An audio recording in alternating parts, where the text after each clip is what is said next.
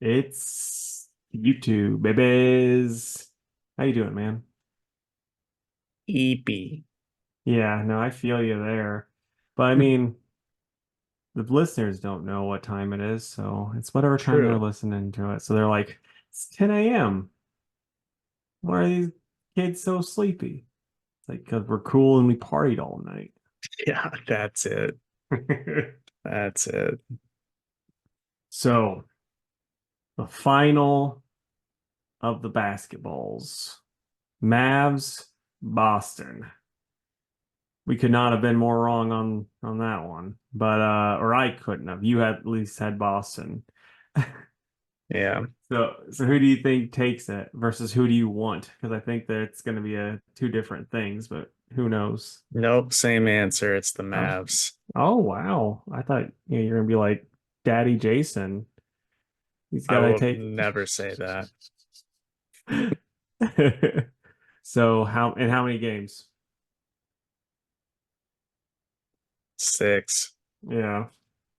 So I'm saying Boston and I'm leaning towards Boston in six, but I'm rooting for the Mavs, sadly, even though I fucking hate them. You know, can't hate them more than Boston. It's like if Boston had any other fan base, I'd be rooting for Boston, but their fan base is just the fucking worst. Yeah, No offense to your buddy Stefan. He's a very nice guy, but he is an outlier. he is. Here's the thing though, when Stefan gets in his sports smack talk mode, it's like, all right, fuck you. You're just like all the rest of them. He just doesn't have the annoying accent. Yeah. Anything else, buddy? I mean, not really. We're both pretty sleepy boys, so I think we just might as well get into it.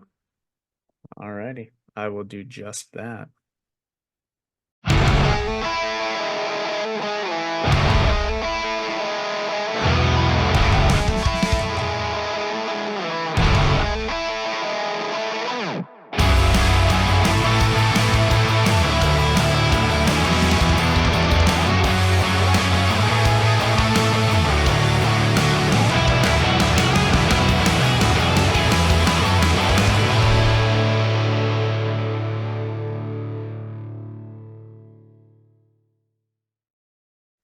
What's up, everybody? Welcome to another episode of the Two Worlds podcast.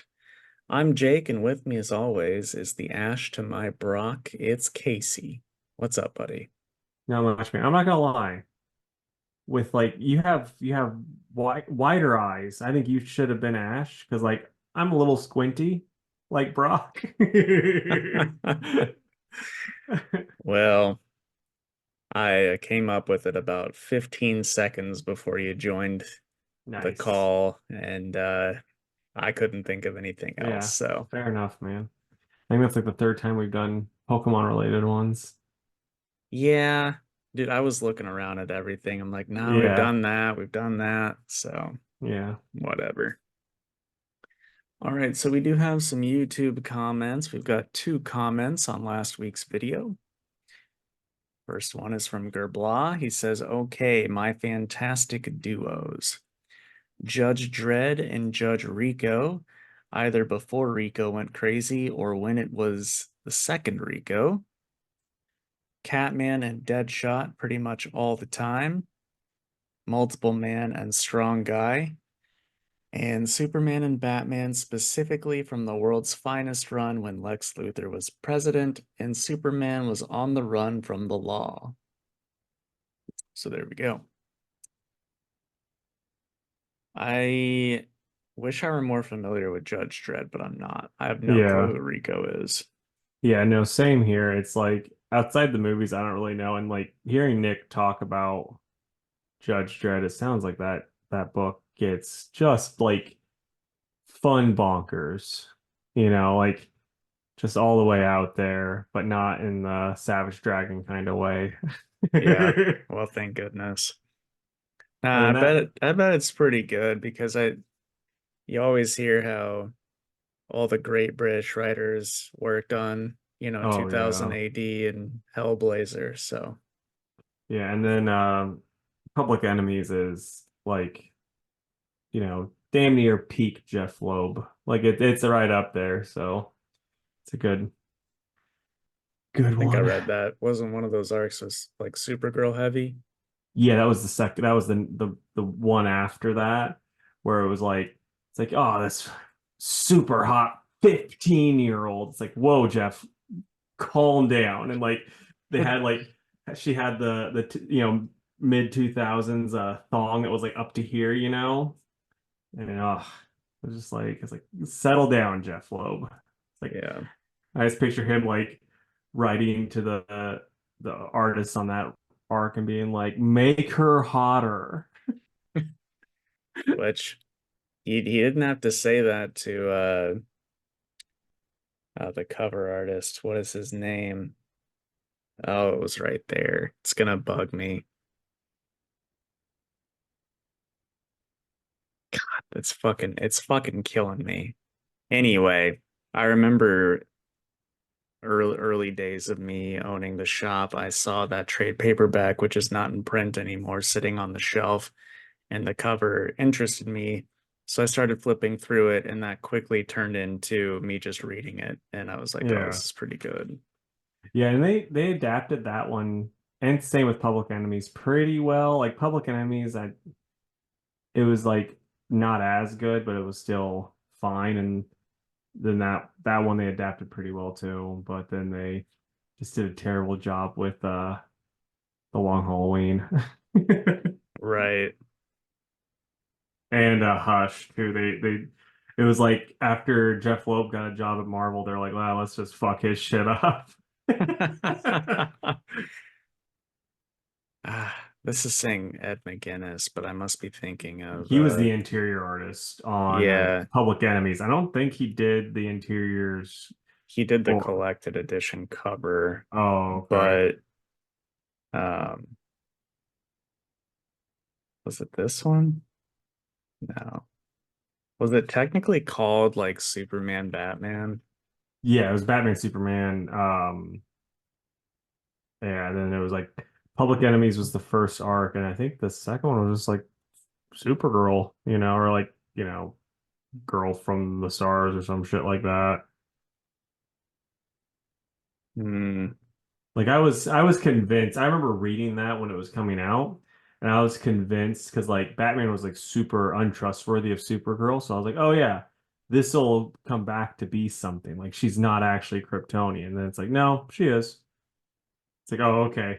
You're doing a lot of build up for nothing, Jeffy. It's so fucking agitating that I can't find it. Yeah. This guy, he's like a crazy famous Hmm. cover artist. Like I can picture them in my head, but Yeah.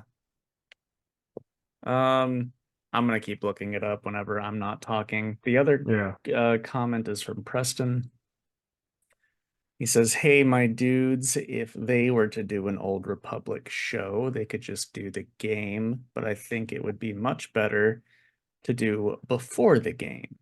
It could cover the Mandalorian Wars and could also involve characters from the game, since most of them had a history or part in that war. Would be very cool to see Revan turn to the dark side. The series finale could Rogue One it and end at the beginning of the game.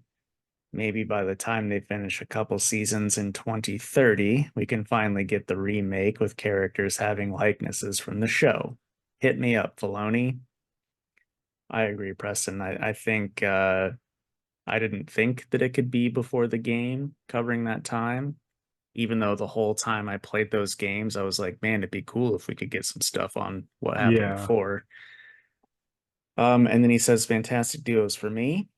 Cassie and Steph, the Batgirls, Constantine and Zatanna, Anakin and Thrawn, Colleen Wing and Misty Knight. I found out about their friendship in Spider-Man Miles Morales, and now I really want to read Daughters of the Dragon. Well, Preston, I've got great fucking news for you. I've got Daughters of the Dragon at the shop, and I can't sell it because people don't give a shit, which is really sad. So, holla at you, boy. I'll get you Daughters of the Dragon. Okay, really quick, could it be Michael Turner? Yes, thank you. You're That's welcome. exactly who it was. He's so good. Mm-hmm. So fucking good. Because yeah, he was doing the interiors for that, for the super roll part. Okay. Okay. I didn't know what it was there. He well, I say is really good, was really good. He passed away in like the early 2000s, like way too young. Oh, damn. Um, but he's got a big cult following. I still have people that come into the shop today that's like, um, hey, do you have any like Fathom and Soulfire comics, which he did for like Top Cow or Oh, something, or no, okay. Aspen Comics. That's I who it re was. I never read Fathom, but I remember like getting Wizard magazines and then being like they would always have like one like in the bag, sometimes two, and I'm like, these girls have huge boobs. And I was like, in sixth grade or fifth grade, like, this is awesome. It was awesome, man. Oh man. But anyway. All right. We do really appreciate both of you guys Yeah, commenting. Always love to read those. But now we're gonna move on to the news. not a lot. Yeah, like I've got a handful, but it's just shit. Yeah. I'll just mention mine really quick. Giancarlo Esposito is playing a villain, apparently, in the upcoming Captain America Brave New World. So I was trying to think, like, with what's going on in that, who he would be. I'm really not sure because it's like, I thought it was supposed to be like Hulk related and Hydra related. And it's like, the only Hulk villain I think he would be really good at is Leader, and they already got Leader cast as that one actor. And other than that, it's like I don't think Hydra would really care much for someone of his race. So I don't know what it's gonna be, but he's awesome, so I'm still Well, interested. they could just ignore the racist shit and just be like, he's the leader of Hydra, Yeah. which would be a With waste of his talents. which, Marvel's known for that with like good actors as villains, but they did All of them. say, yeah, they did say though that they're gonna like he's gonna get his own show. So that's like why I don't think it's gonna be like someone that's not you know, at least a known character. It could be an A-list villain just out of left field that we're not thinking of. Yeah, that's true. Okay. So we got a He-Man casting news. They're doing that Masters of the Universe movie, and Nicholas Galitzine has been cast as He-Man. I wasn't familiar with him, had to look him up. Handsome man.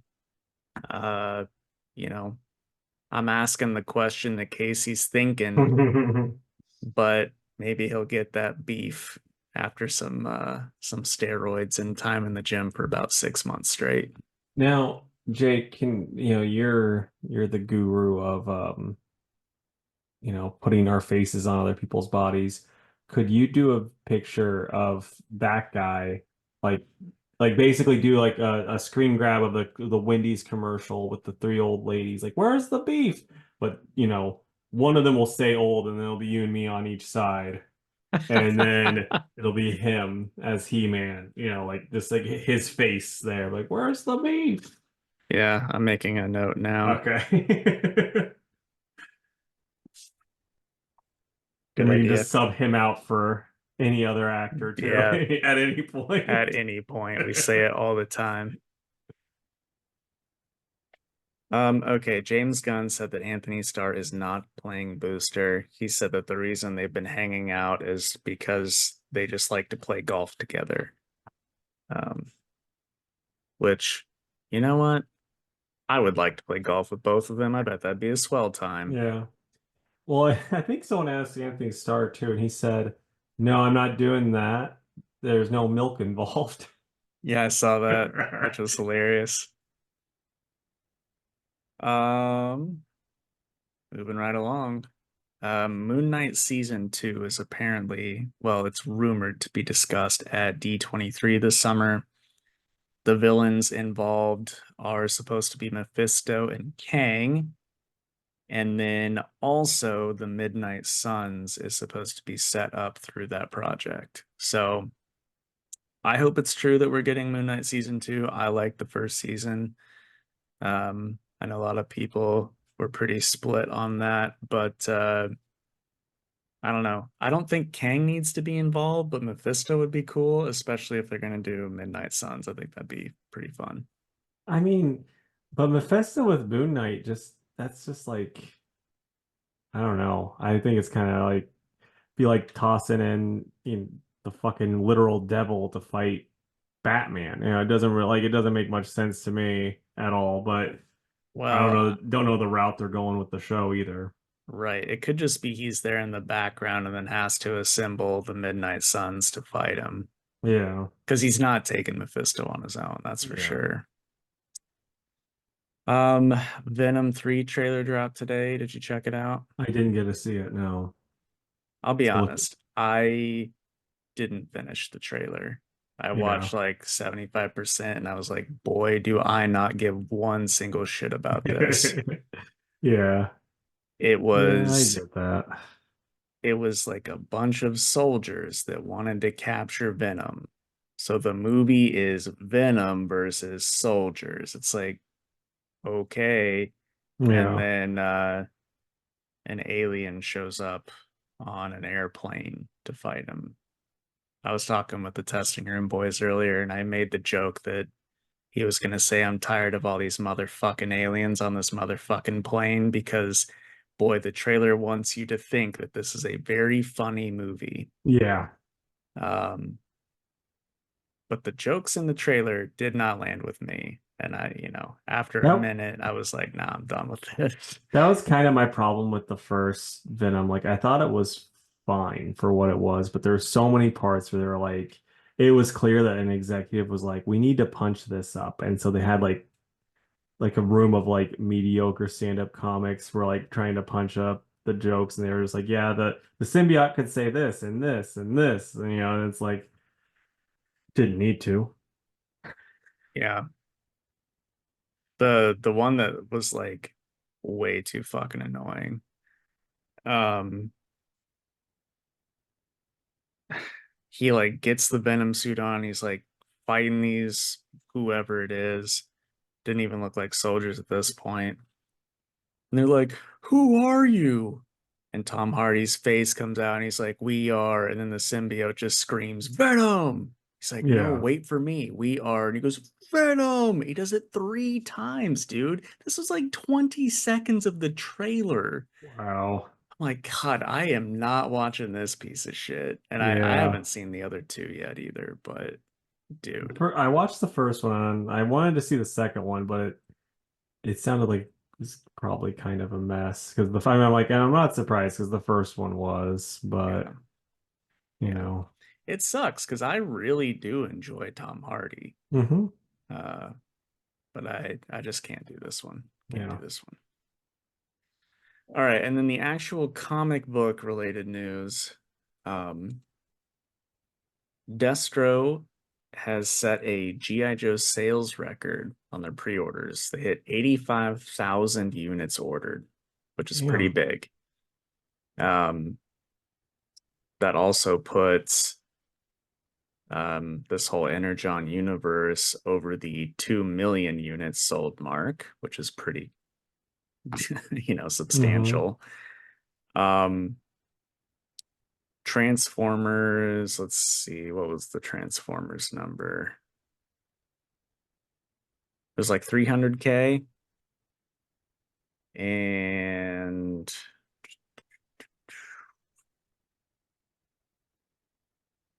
yeah, Transformers is selling just shy of 80,000 units a month, which is like Nice. like better than most big two titles. Yeah. Like I mean it's just because like do you think it's just because it's like everyone knows what the Transformers are and then you put quality people on it that like the stuff because like with GI Joe, GI like Transformers is one thing because everyone knows Transformers and it does well in movie form. GI Joe, it's like I'm surprised Destro's selling as well. And my only guess, the only reason why I can guess is just because it's like the good fate from the Transformers stuff bled into this because like it's all kind of connected. But I it's like mean, pretty much everybody that's picking up Transformers is doing the Joe stuff.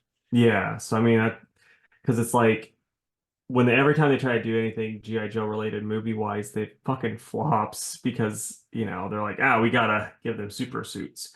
But I don't think that this is anything to do with the movies. I think it's just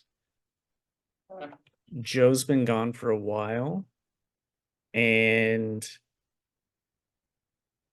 I just the the middle-aged guys that like Joe when they were a kid have the money to buy stuff now, yeah, I and get I they're get coming that, but in.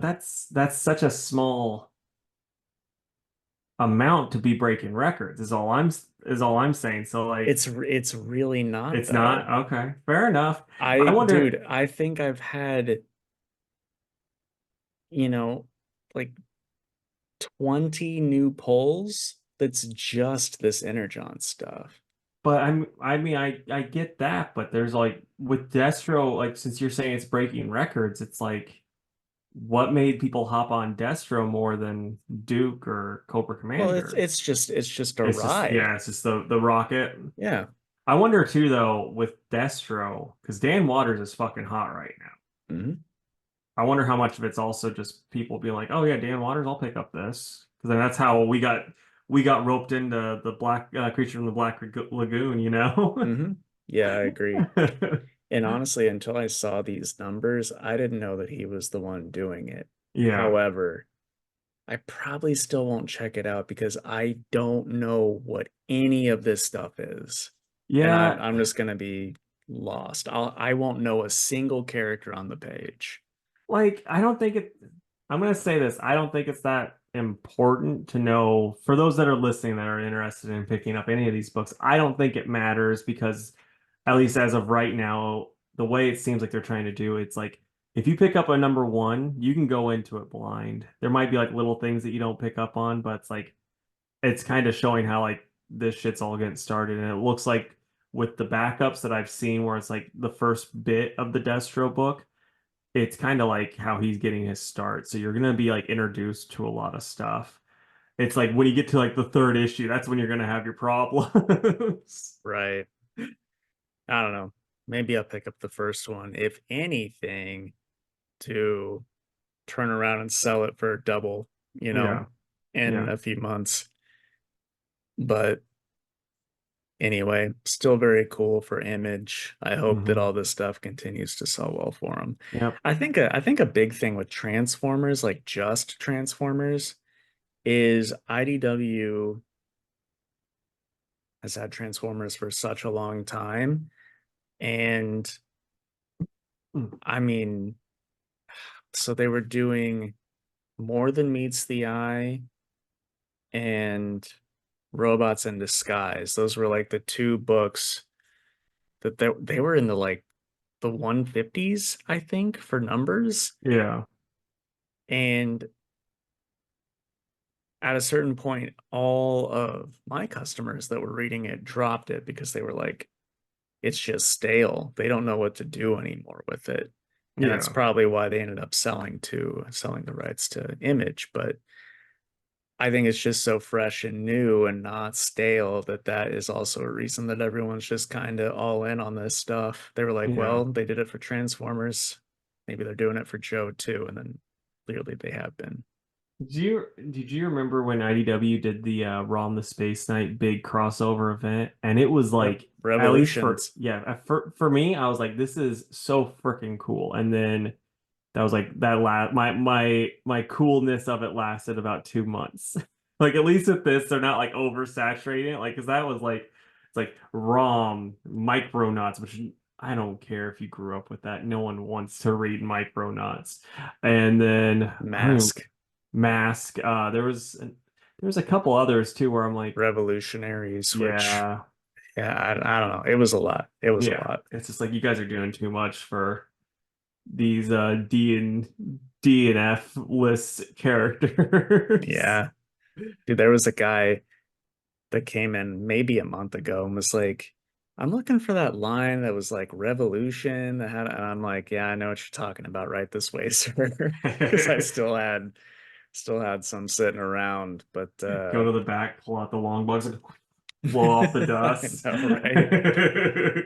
Dude, I'm always pumped when that happens though, because it's like, yeah, get him out of here, man. Yeah. Like, I'm happy, you're happy, let's do it. I still remember that time I was at the shop and that guy came in and he's like, "Oh, my nephew loves The Simpsons." And like you had like this because like no one at your shops is going to be buying Simpsons books and he just bought like that huge amount. I'm like, "That's friggin' awesome." Yeah. And I haven't had any come in since then, dude. Um, And nowadays, I get a lot more people that ask for Simpsons and Futurama comics. And Yeah. now those books, dude, go from like 8 to 20 a piece, Jeez, that's crazy. like super low print run. Yeah. And, nobody was picking them up when they were coming out. So now they're rare. That's Yeah. comics for you. Yeah.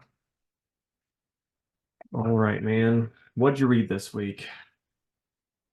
I read Green Arrow, Creature from the Black Lagoon, Grommets, Dawnrunner, Six Fingers, Batman Dark Age, Sonic the Hedgehog, and William of Newbury.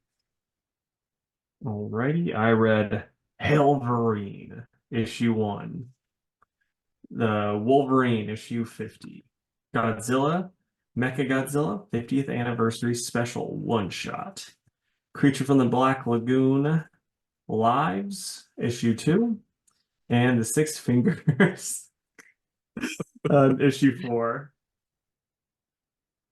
I might have one more than you. I think you might have one or two, yeah. So I'll All let you right. go first. So Green Age before Arrow. beauty. Okay. Green Arrow 12.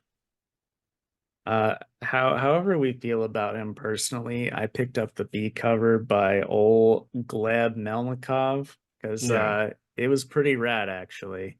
Nice. I mean, it's not an action sequence, so it makes sense why it'd be pretty good. Yeah. Um, this was pretty cool. It was by Williamson with art by Zoxy and Hester. But yeah, essentially the Arrow family shows up to help Ollie fight Merlin and all these hard light copies. And then the last few pages of the book are Ollie taking the Arrow family to the island that he was stranded on in his earlier days, and they all just kind of hang out and have some family time and play volleyball and stuff. And that was pretty cool to see because I don't know that all of them have been together before now, believe it or not. So that was pretty cool to see. And next issue is when they're gonna start hunting down Waller for fucking up with Roy and everything. So should be pretty cool. I like the issue. Glad that the hard light copy shit is over with, and I'm excited for the next arc. So I'm gonna give it probably an 8 out of 10. Yeah, the only time I can think that they would have all been together, I mean, I wasn't reading Green Arrow at this time or really ever, but the wedding when like Oh Connor got hospitalized, or was he just like did they think that they yeah. just got killed? No, hospitalized because that Okay, that's when he called for Superman to come in and get him. I gotcha. All But right. even then, like this had like Roy and Leon both there, and I don't know Yeah. that would have Okay. been there, but that's still a good answer. Yeah, I mean that'd be the only one because I was like trying to think because like that was late enough that the the AIDS Speedy would be there. Hmm. Oh, but what is it? Red Arrow or not Red Arrow? Yeah, That the newest one, she wouldn't have been there. right. She wasn't invented yet. So, Yeah. but Hellverine issue 1 by Benjamin Percy and Julius Ota. And so yeah, it's neat. Like since I read that Wolverine Ghost Rider crossover, like this kind of picks up with that one.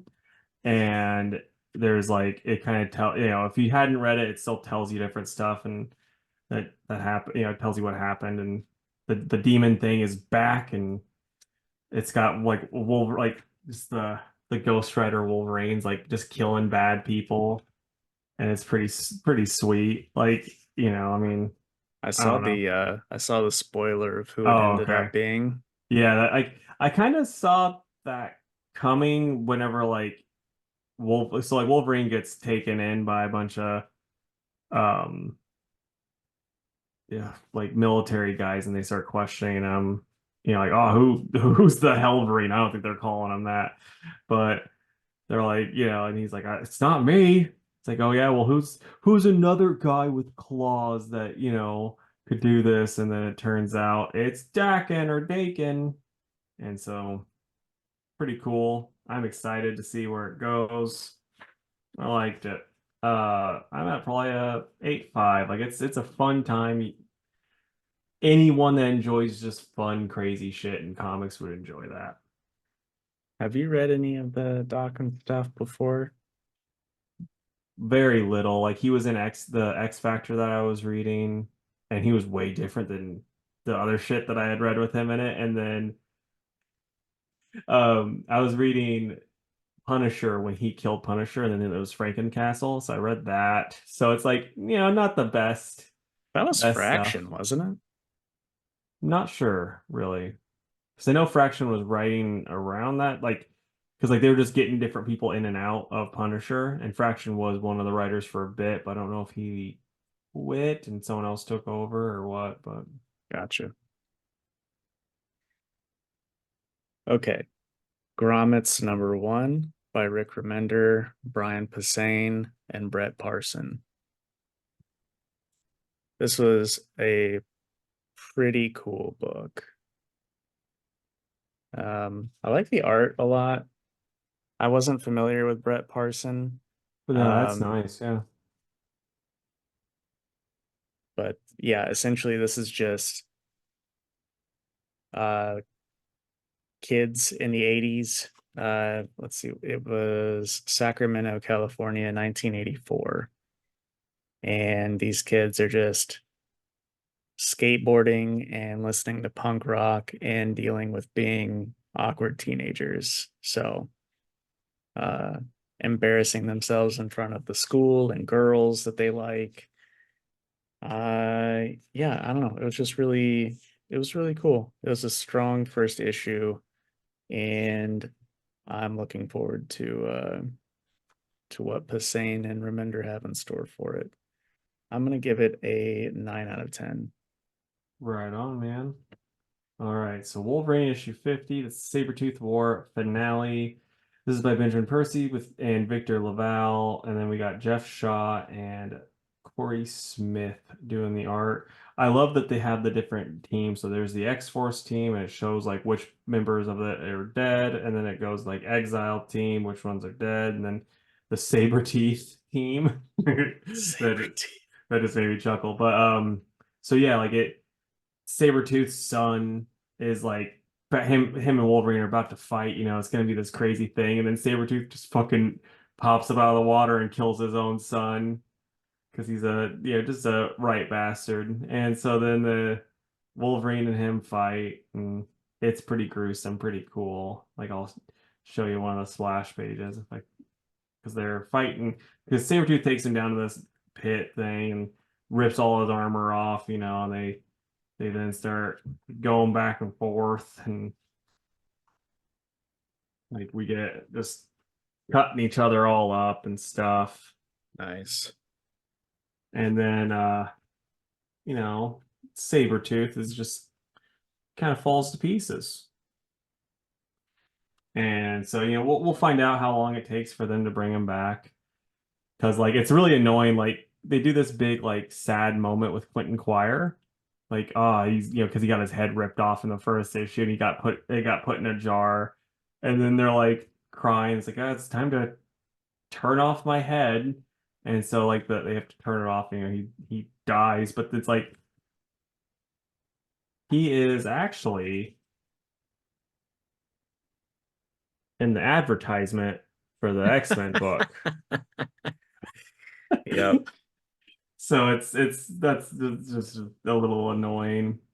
And then we get backup stories. So the next one, it's Mutants on the Edge of Town by Larry Hama and Daniel Picciotto. And I liked this. It was a fun book. The art's good. Um, this guy's like basically there's this guy that works at a place and he's kind of being a dick to Jubilee. And he's like, I got something that make me tons of money in my grandpa's old shed, and it turns out it's a Sentinel. And this dude's got a brown and blue eye, so he's technically a mutant too. So the Sentinel wants to kill all three of them, and they end up stopping it. And then the next one's like, I think it. See if I can find the creative because I think another Benjamin Percy one for the last one, but I'm not seeing the creative on it, but it's basically just Wolverine kind of like talking about, his life and all the different stuff that's happened in it. And then it ends, oh, it's yeah, by Benjamin Percy for and Fernandez. And it was a good Wolverine story, but the problem with this book is it's $8. Didn't really feel like it was worth $8 because like we get the two backups. And I'm like, okay, like it's been 10 issues of this Wolverine Sabretooth war, and I think the fight was cool, but it's like, I don't know, didn't really seem that necessary as far as $8. But so yeah, I'm gonna mark it down a lot for that and the Quentin Quire stuff and whatnot, but it's fine. It's probably a 7. It would have been better had it been a normal price book. Dude, the fucking overpriced issues shit is getting real old. Yep. Real old. Yep. Okay.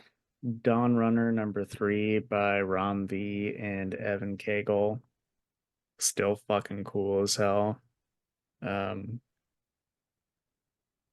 I can't wait to inevitably gift Casey a trade of this book because he's gonna like it a lot. The kaiju in it are really cool looking. The mechs are even cooler. I just love the fights between that. And then as the story goes, we get to, just get background info on the humans. And I like everything that's happening there too. So the end of this issue, what was really cool about it is like there's one guy in a lab who's like studying the kaiju's language, and they're like, code red, we finally have a breakthrough, we know what they're saying, they're calling for help. And then the final issue is this rift opening up and like the biggest monster yet coming through, and it's like, fuck yeah, can't Nice. wait to see that fight next. Like it gives like Pacific Rim vibes just the way you talk about it. Yep, that's pretty much exactly it, except they're not coming out of the ocean. Yeah. um but yeah, I just love it, dude. I'm gonna give it a 10. It's definitely my pick of the week. Nice. All right. Godzilla, Mecha Oh, Godzilla. real Oh, quick, sorry. Evan Cagle was nominated for I don't know if it's like Inkwell Award, maybe is what's coming up. But he deserves it, and if he doesn't win, then it's fucking rigged for real. But Godzilla, Mecha Godzilla 50th anniversary special. It's by Rich Duvek and Andrew Griffith. So I was expecting this to be complete shit. I'm not gonna lie. But it's actually pretty good. Nice. I'm surprised. I mean, it's not worth $7. So I'm just gonna start off by saying that. But yeah, so it's like Godzilla. It's like this person's doing interviews because about this scientist, and like this one guy talks about how he rescued him, and then the next guy, the next person he's talking to is talking about how he piloted the ship that he made, and then the next guy talks about him discovering Mechagodzilla and all that stuff, and then the different things that he made and how he kept losing to Godzilla, and then the dude gets captured, and the scientist tells him, he's like, hey, aliens helped me, create this. And they basically took a bunch of different stuff from all the Mechagodzilla things and kind of combined them. And then like the aliens show up out of nowhere, like literally, like Godzilla beats the Kiru, and then this guy goes, hey, look up there. And then, oh, the original Mechagodzilla shows up from the movies. And I'm like, oh, that was a little silly, but they really should have gone with like the legendary one. That like gone with that one since that's like the newest one, or like the one from the anime, and they should have started with that one. But whatever, that's a little minor gripe. But it's fine. I'm gonna go with like an 8 out of 10. I actually enjoyed reading this, and I was shocked that I was because normally I'm such a curmudgeon with the IDW Godzilla books, but the price is just too high for what it is. Yeah. What do you rate it then? An 8. An 8, okay. I'm still glad you enjoyed it, even Yeah. though it was pricey. All right. Sonic number 69.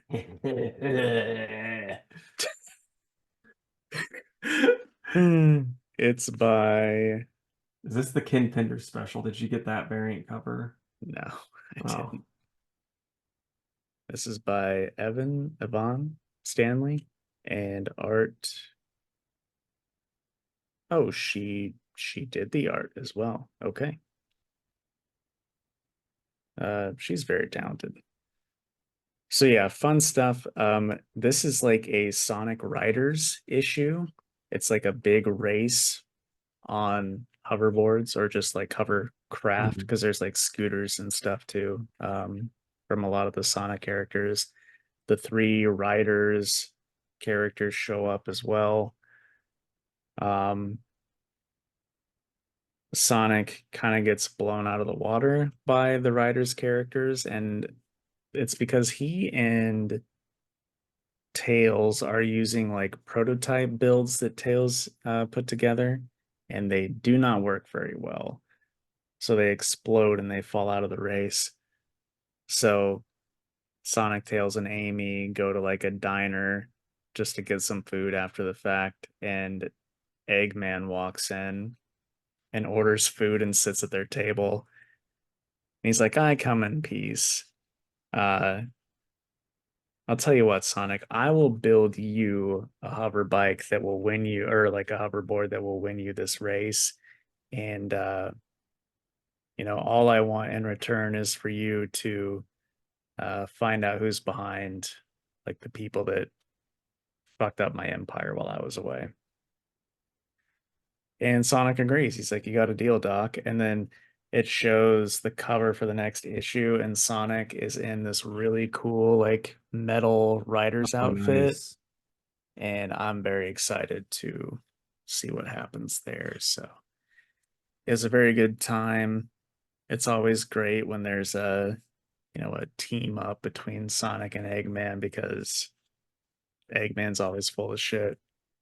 But I liked it a lot. I'm gonna give it a 9 out of 10. And also give us a fucking Sonic Riders 2. All right. That was a I fun game. I don't think I ever played it. Is it as good as Sonic R? This might sound crazy. It's better than Sonic R. Dude, I don't know if that's possible. But the one thing I will say that I think that my brain, it made me laugh when you said that Eggman showed up at the diner. I pictured him in like like a flame shirt and like like his bleached his mustache, He'd be like, "Hey, it's Dr. Eggman with diners, drives, and dives." he uh he ordered a super slam with extra ham and a coffee. So it's like very obvious that they're that Yvonne Stanley is making a Denny's inside of the Sonic Yeah, universe. That just cracked me up. yeah. It's like, of course, Eggman's eating at a Denny's, right? Hell yeah. All right, I just got our Muchies. Oh, okay, I got one more then. All right. William of Newbury, number one. Um, completely done by Michael Avon Oeming. So, yeah, this book was exactly what preview said it was, which is Redwall meets Hellboy.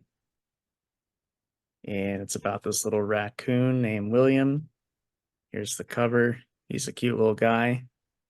You can tell his skeleton's very Hellboy-esque. Mm-hmm. Um, but he's a priest in medieval England, and he's exorcising demons. And then the abbey that he is supposedly working for decides that they don't like what he's doing, and they send some of their own people out to get him so that he can be tried for witchcraft. So, yep, now he's going to be on the run, but he's still trying to do the Lord's work and exorcise demons. So we'll see what happens. He gets a friend along the way, a little rabbit or mouse, maybe, a little mouse boy, and we'll see where it goes. It's cool. I liked it a lot. I'm gonna give it an 8.5 out of 10. So it sounds like it's a little disappointing though. Like when it's a Hellboy meets Redwall, you should be like an 11 out of 10 for you, you know? Like Yeah, it sounds like it's but still good. It's just, it's still a first issue though. yeah. And those are always tricky. So Yeah. All right, you want to do Creature and then Six Fingers? yeah, All right. So Creature from the Black Lagoon you did Batman, Alives. right? Nope. Dark Age? Mm-mm. Oh, That's okay. another for you, buddy. Well, then I've got one more. I'm gonna be like, okay, now it's time for our Mooches. And you're like, did you read the Fantastic Four annual that came out? Be like, no. And you're like, well, I did. You'll probably need to remind me that you need this then, unless you dropped it. What is it? Dark Age? I know. Oh, shoot. Yeah, I do need that Okay. because I need that and then the Teenage Mutant Ninja Turtles book that came out because I was like, I forgot about the alpha, being a thing. Yeah. And that messed me up. Definitely text me about that tomorrow because Yeah. I imagine that one will probably sell out. All right. Okay. Batman Dark Age number three, by Mark Russell and the Allreds. I liked this a lot, just like I've liked the other two issues a lot. Um, we get Batman interacting with Superman. We already know that Mark Russell knows how to write Superman. Um, also, how this Batman interacts with the Justice League and how he thinks it's just a complete waste of time. Because why would he be sitting around here with the Justice League when Gotham needs saving, you know? Mm-hmm. Which is a very Batman thing. Yeah. I feel like the Justice League cartoon did that a lot, where he's like not interested. I'm fighting crime in Gotham. Yeah, and then when he finally was, they're like, "Oh, we'll insert Green Arrow to be this character Yeah, then." exactly. Um, and Green Arrow shows up in this at the end too, funnily enough, Oh, because nice. Batman's like, I kind of thought the Justice League would be more knights for my crusade, but they're all just bishops. And then as he's saying that, Green Arrow shows up and was like, "Hey, Superman thought that maybe I could help you out here," which Mark, Mark Russell, with as political as he likes to get, would make a killer Green Arrow book. I agree. And after reading him in a couple of pages here, it's like, yeah, I would read the hell out of that. Um, but yeah, at the end, one of the, oh, what do they call it? Like the No Face group or whatever they're called. Um, one of them is just a, he was just a boy. And Batman picks him up and is going to take him home, which sounds so weird and looks pretty weird in this book. But I think we all know where that's going. It's probably going to be Mr. Grayson or one of the others. So we'll see. It's his new husband, Yeah, his it's his new child husband. husband. Yeah. But I liked all of that. And this is also when Bruce realizes, oh, I should also be helping Gotham as Bruce Wayne, which is a nice realization for him to have. Hmm. So he's finally starting to battle that corrupt board and Mariah. Is that who I was think taken so. over? Yeah, I think so. So yeah, good stuff. I'm interested to hear your thoughts on it, Casey, whenever you read it. I'm gonna give it a 9 out of 10, man. It's really fucking good. Right on. All right, so now it's Creature from the Black Lagoon Lives by Dan Water, Ram V, and Matthew Roberts on the art. I liked this issue. I thought it was pretty solid. What'd you think? I'm done with it. Really? Dude, I don't care. Yeah, I no, don't I I get don't give a that. fuck about anything that's happening in this book. And that hurts to say. Like, I'm not gonna lie though, looks awesome. Yeah, it does. The thing that no annoys me is like she's trying to follow this serial killer, and then this serial killer has been hired as a oh, like just this guy that's training the drug cartel on how to, you know, combat and kill people and shit. But it's like, I'm just gonna say this, not to put my serial killer hat on. Serial killers, for the most part, and when you read up on any of them, it's like, oh, they target women like this one did because they want people that are, they want to attack people that are weaker than them. They are not going to be getting messed around with the drug cartels. Like they're too big of wimps for that. That's why they target children and women or minorities that they know that no one will listen to because it was in the 70s. Like it's, that's not a thing that, the drug cartel's like, oh, this tough serial killer. Like, no, they're wimps that got away with stuff because cops weren't paying attention. Mm-hmm. Yeah. But But like we get to see some Creature of the Black Lagoon murder and stuff, which, like I said, I show that looks awesome. But yeah, I'm still here for it. I pictured that little clip of Tim Robbins when he's like, I'm done. Like that was me after reading this Yeah, book. I gotta give it like a 5, man. I was just bored as all hell. I get you. I'm probably at a 7 for it. It was adequate. All right, which leaves us with the Six Fingers number 4, by Dan Waters and Sumit Kumar. Now, this book was not boring as all hell. It wasn't, but for me, it was probably one of the weaker issues of this double series. Mm-hmm. But What that's also like really, sorry, go ahead. No, it's just like being a weak issue for this series. It's like, yeah, that means it's just not some of the best shit I've ever read in my life, you know? Yeah, yeah. A weaker issue for the series, but definitely not boring. No. What gets me that's gonna take the score down a little bit, it's just like realistically, this guy and this gal have known each other for a couple of days. Hmm. And this gal's like, hey, let's just leave. We'll go anywhere in the world and I'm there for you. It's Yeah, like, come on. that part didn't work for me at all. Like having her be the weirdo that is just like, no, I think these murders are cool. And then like banging him because of that made sense to an extent, but then like her being like, let's run away together and all this. Yeah, you're right.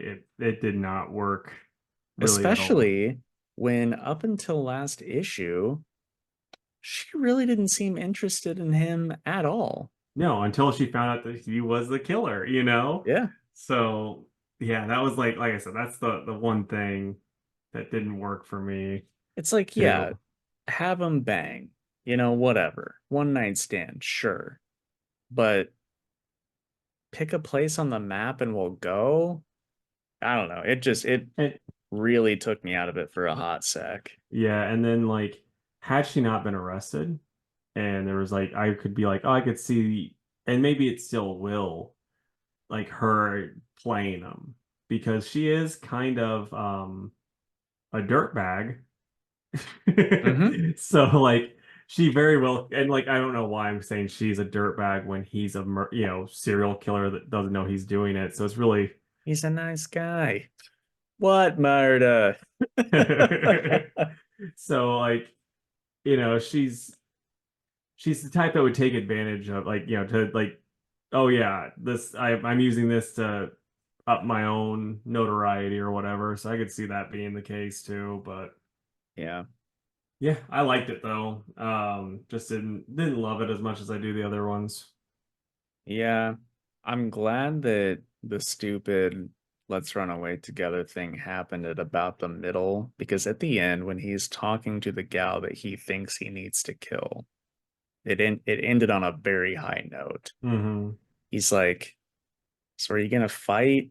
Like, I don't know. Like, I've never done this before. I've never been conscious for it, but I have to kill you to figure out what this code is. I'm like, man, that's some pretty cool. I don't know. It was just some good dialogue there. Yeah, no, it was really well written that way.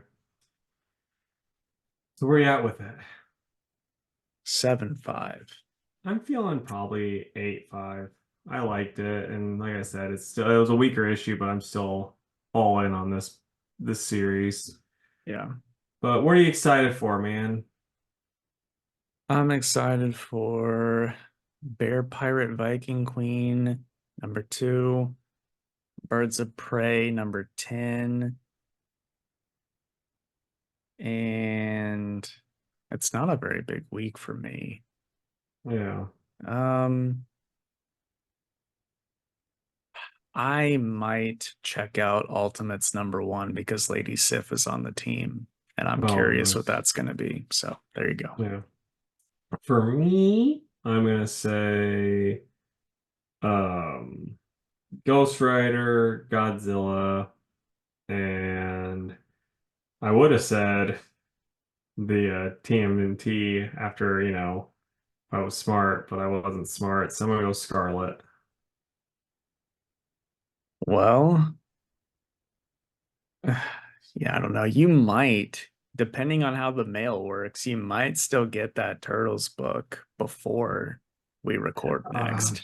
Probably not. I mean, today this week's comics came in Monday.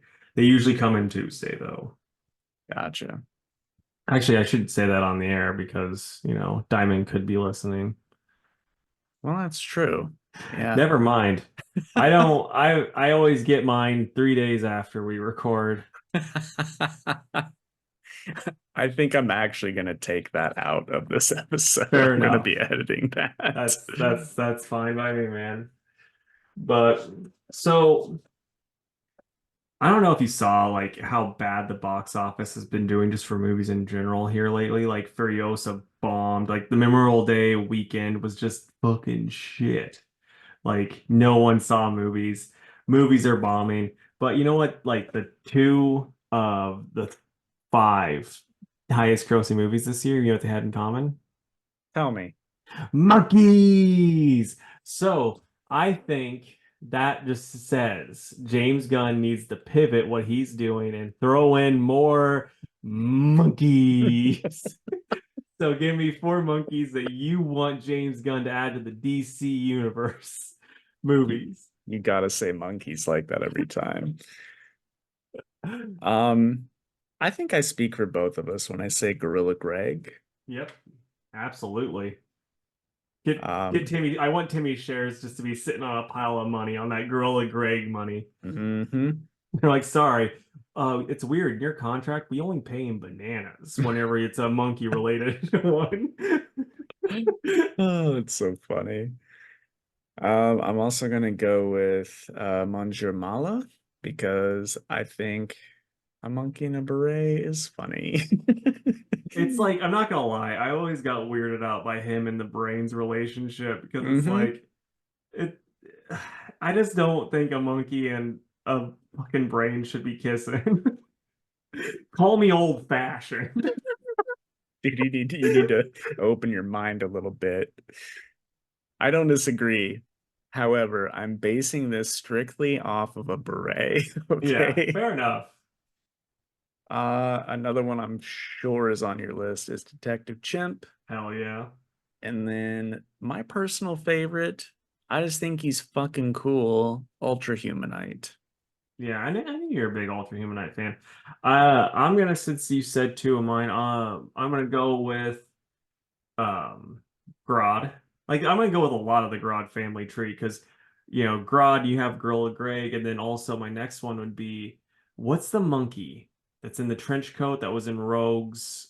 He's like another detective related monkey because he's also Oh, related to Grodd too. I found that out whenever I was like reading up on him. was it Kongorilla? No, Congarilla is a different one, but Congorilla's on my list. I think it's something Let's see. Simeon. It's Oh, Sam Simeon. Yeah, Sam Simeon. Mm-hmm. So him, and then like I said, Congorilla, which like one of the funniest things with Congorilla, because James Robinson for some reason liked him and put him in his Justice League, and he had Starman too, and him and Starman were buddies. And there was like one part when like Congorilla found out that Starman's gay, and he's like, "Hey, I'm not gay." And like Starman's is basically like, "And I don't want to fuck a gorilla." Oh man, that's so funny.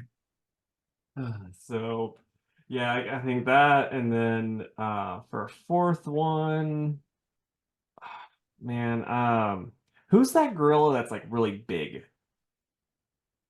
That big old monkey. I don't know. It was like a Superman baddie. I have to Uh, let's just go with the Gene Luen Yang's Monkey Prince instead. That'll make money because he's Chinese too, so he can like appeal to the Chinese market. Come on, James Gunn. Toss in these monkeys. Titano the Super Ape. Oh yeah, yeah. We get Titano the Super Ape in there too. I just love I love Gorilla Grodd's original design. How's it different? It, he's just a fucking unit. Oh, okay, yeah. He's built like a fucking brick shit house. Yeah. I don't know if I still have this at the shop, but I will get this book in like once a year at the shop and I always Yeah. just sit and chuckle at it. It's got everything you want on there, man. It's the Flash, it's got a big monkey, and it's got a speech bubble. Yeah, no, that's all the way in my alley.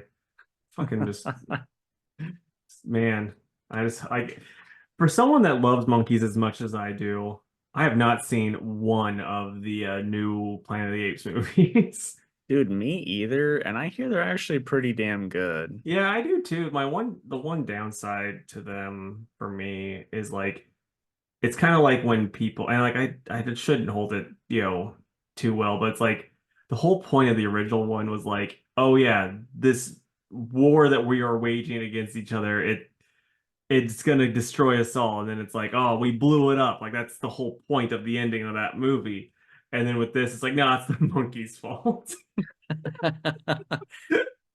Well, isn't that human nature to not take responsibility for Yeah. that? But have you seen the like I was telling Nick about this. Have you seen the new meme format where it's like from the new Planet of the Apes movie where it's like the little monkey's like, oh no. Oh Like it's yeah, yeah, fucking tickles me every time. I don't even care what it's about. I'm just like every time it makes me smile. yeah. No, I get that. It's a good one. All right. Well, that brings us to the end of the episode. Closing plugs. Head on over to facebook.com/Two Worlds Podcast and give the page a like. You can also follow us on Twitter at two_worlds_PC and on Instagram at Two Worlds Pod. You can email us at twoworldspodcast@gmail.com. And if you would, subscribe to our YouTube channel. We are Two Worlds Podcast on YouTube. You could let us know which monkeys you want to see James Gunn do stuff with, because then again he'll cast his brother as the monkey too. He will. And there's definitely at least two that we didn't name on our list. Yeah. So, and I think that's Beppo and Gleek, maybe. Ooh. I mean, there was other ones too. And hey, maybe you're just like, no, I just want Detective Chimp. And it's like, dude, I fucking get it. Yeah, we all do. So, all right, guys, we'd love to stay in chat, but we have to go be the greatest Pokemon master and breeder that's ever lived. So we'll catch you next time. Bye bye. Bye.